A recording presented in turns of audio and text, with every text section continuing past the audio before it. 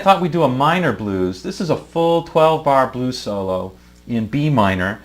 And basically it's pretty standard, except there is a funky chord thrown in there. Not a funky chord, but a little chord that's out of there that we play over. And obviously we're not playing too many notes in that solo, but we're really trying to get every bit that we can out of those notes. So anyway, I'll go over what I just played coming right up. Hey, if you like this one, click the like button. And if you haven't yet, subscribe for one of these every week. We'll see you in just a second. Okay, gang, B minor blues. Let's go over this note for note, or at least fairly close to it. I'll try and remain faithful to the tab, but no, this is the blues. So if I add a note here, subtract a note there, it'll be what it is, all right? Anyway, so that's that. You can download the tab from the link in the description below, and it should make your life a little bit easier as you're going through this. So just a couple of things before we get going with the lesson proper. The first thing is, I wanted to emphasize, you'll note through this whole solo, I'm emphasizing a particular note, and that is the ninth of the chord. So I'm playing a lot of ninths. So over that B minor, right, I'm playing this note a lot, which is a C sharp. So for example, I play this. That note right there is a ninth. And it has kind of an unresolved and really kind of aching feeling, I think, for the blues. So a slow blues, the ninth is a nice note. And over the E minor, I'm emphasizing this F sharp.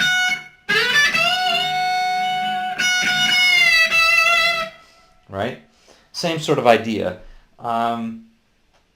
Anyway, so that's one of the things. The second thing is that I want to emphasize is that I wanted to play in positions that were not sort of your standard blues box positions. So I don't think I used any lines that were in that standard blues box.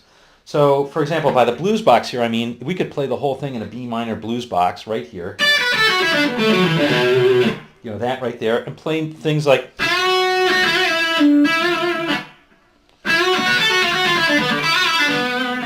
And all that would sound great, but it would sound also kind of ordinary. And so I wanted to get us a little bit out of the rut. I want to really get myself out of the rut and play in a few different positions. Okay?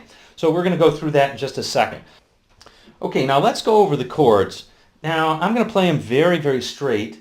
But for example, you could do plenty of substitutions. Like for a B minor, you could play a B minor 7th.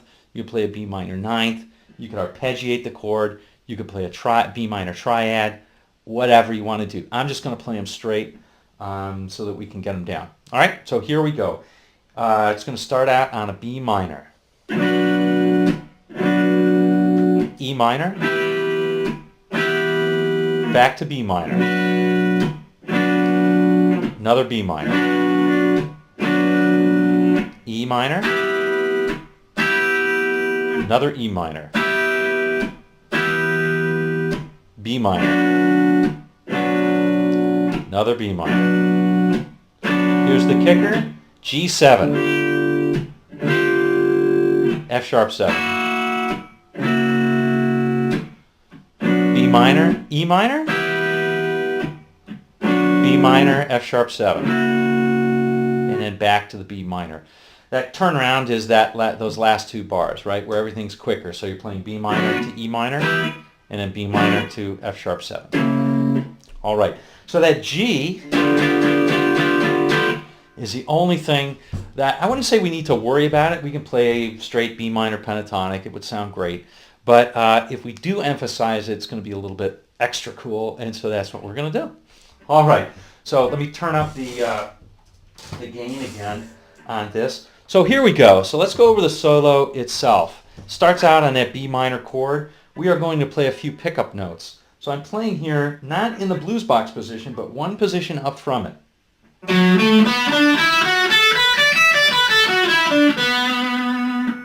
Okay, so here's the first line, starting on 9th fret on the 4th string.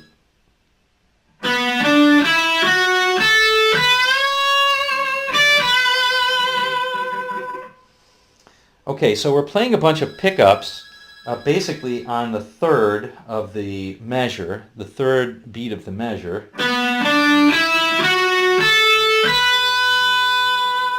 And we're we're playing, again, we're playing that just walking up the minor pentatonic in that position. And then when we hit the second string 12th fret, we're not going to pick it again. We're just going to slowly bend it up to that ninth of the, which is the 14th fret, but that's the ninth of B minor, right?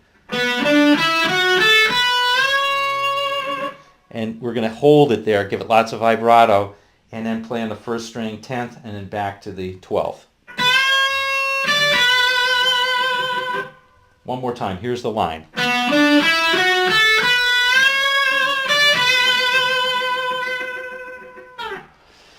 Now, I'm really trying hard not to play a lot of other notes. This particular solo does not cry out for lots of notes. If you play lots of notes, it's actually going to be pretty boring. So use your flurries as something to excite somebody for a little bit, but not as something to play over every line. So we're just playing a few notes there.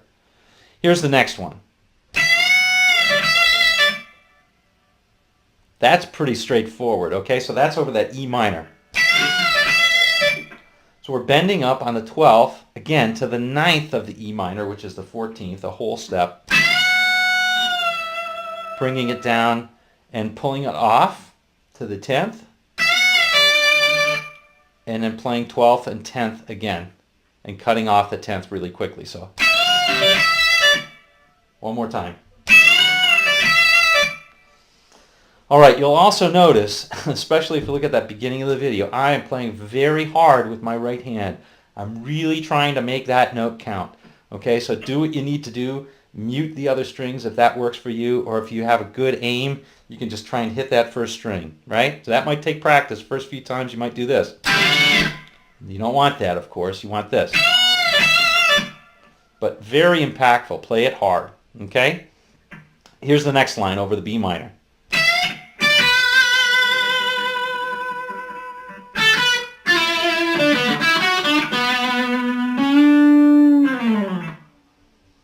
Okay, so the first part's pretty straightforward. We're going to bend up the 12th and then play the 10th on the first string and the 12th on the second string. And give that lots of vibrato. And then play a very standard blues lick here.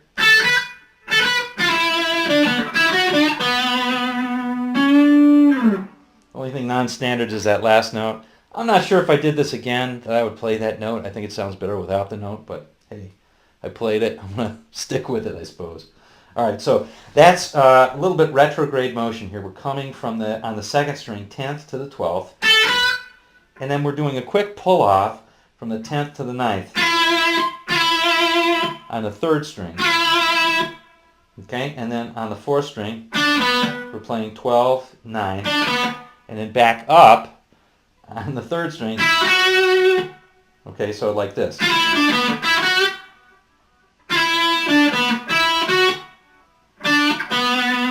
And then we're playing again 12 and 9.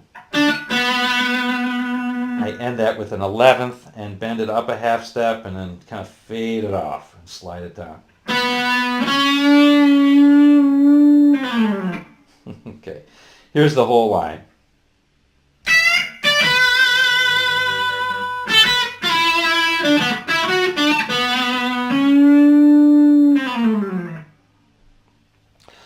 Okay, here's the next line. These are both over E minor, or this entire line is over E minor chord.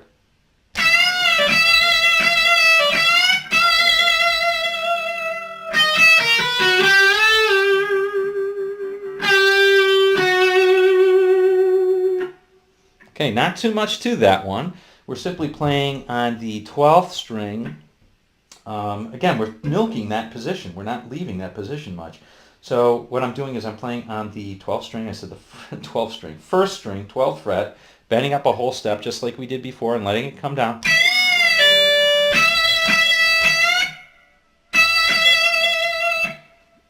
Okay, so something like that.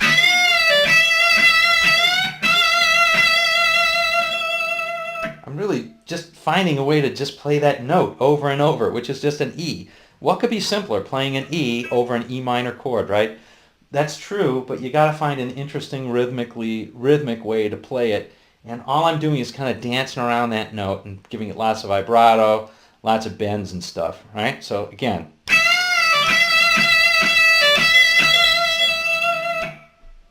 Something like that. Okay, coming out of it, I play this. Now, that's a little bit of a contrived line. What I'm doing is I'm thinking about this little E minor triad on the first 3 strings, barring at the 12th, and I'm just playing one note below and then playing the note, and then dropping a string, playing one note below, and then the note, and one note below, and then that note. That's it. A very common thing that can be played, and this is actually a somewhat hackneyed phrase, but it works pretty well.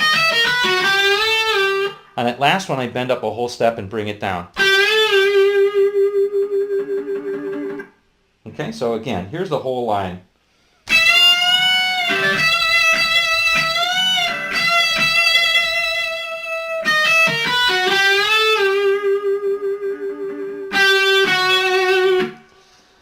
All right, now that really, those last 2 notes lead to the next line, which is over a B minor, and it's this right here.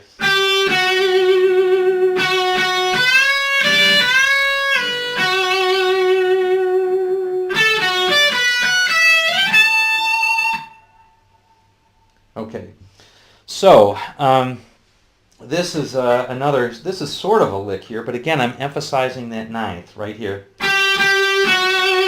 That's just really going from an E minor to a B minor. Here's my B minor, right, that triad.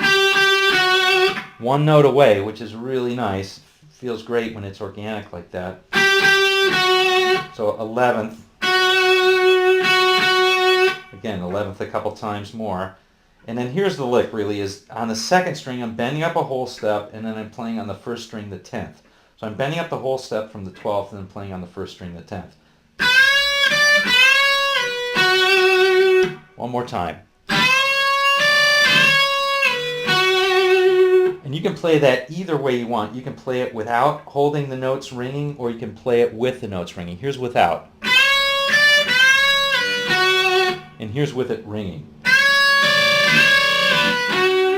That dissonance is really satisfying when it resolves, so either of those works pretty well. And oh joy, I've got a grass mower outside while I'm recording. That's always fun. Okay, so anyway, so that's that line, okay? So let me play that whole thing. Oh, I forgot to tell you, I do this right here. I'm moving up to the G7 chord. Okay, so here I'm just anticipating and moving into the next position, which is another useful position in a blues box. It's this right here.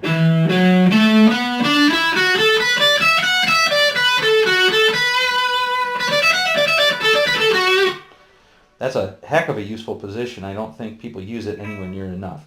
But anyway, all I'm doing is I'm playing through that. So I'm playing backwards on each string. So I play from 14 to 11. And then on the 2nd string, I play from 15 to 12. And then on the 1st string, I play 14 to 12. And then I play the 17th.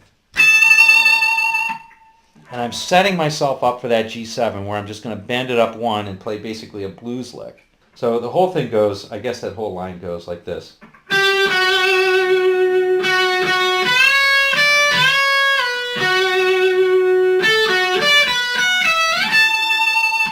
Here's the next line.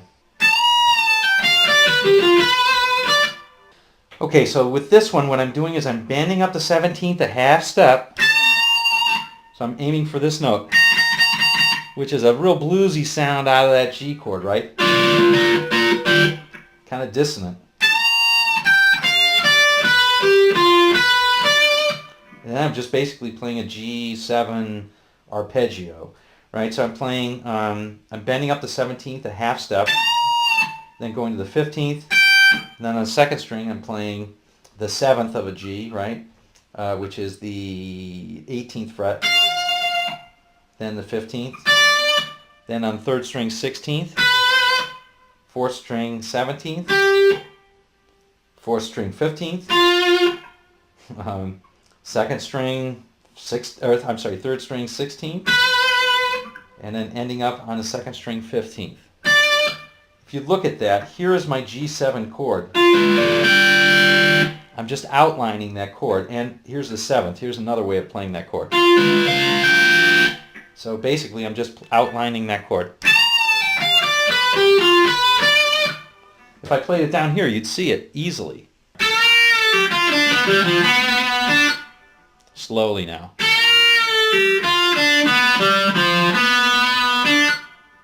That's just outlining that G7 chord. That's all I'm doing. I'm not thinking about a scale. I'm totally just thinking about that chord.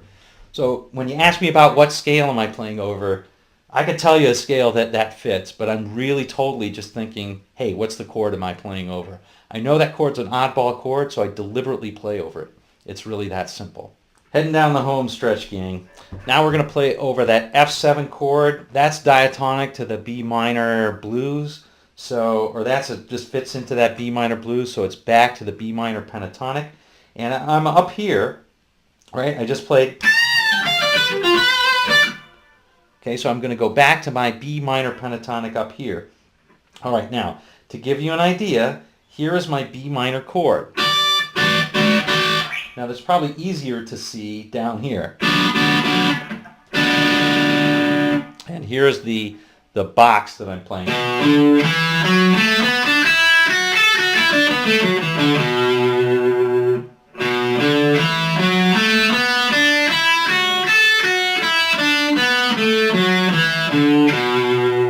Okay, but I'm bringing that all the way up a whole octave.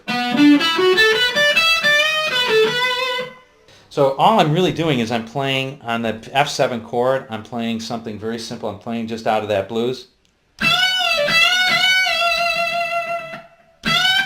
And then leading to that B minor chord, which is the turnaround now. And then the E minor chord in the turnaround. That's a B minor again in the turnaround. And now my F7 in the turnaround.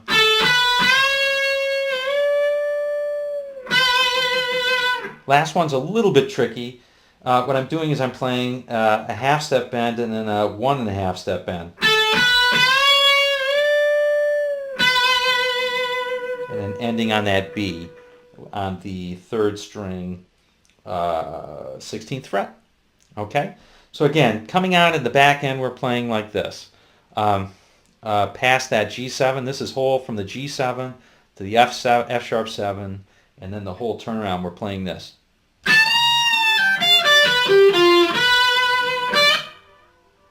Now over the F7. Now the turnaround.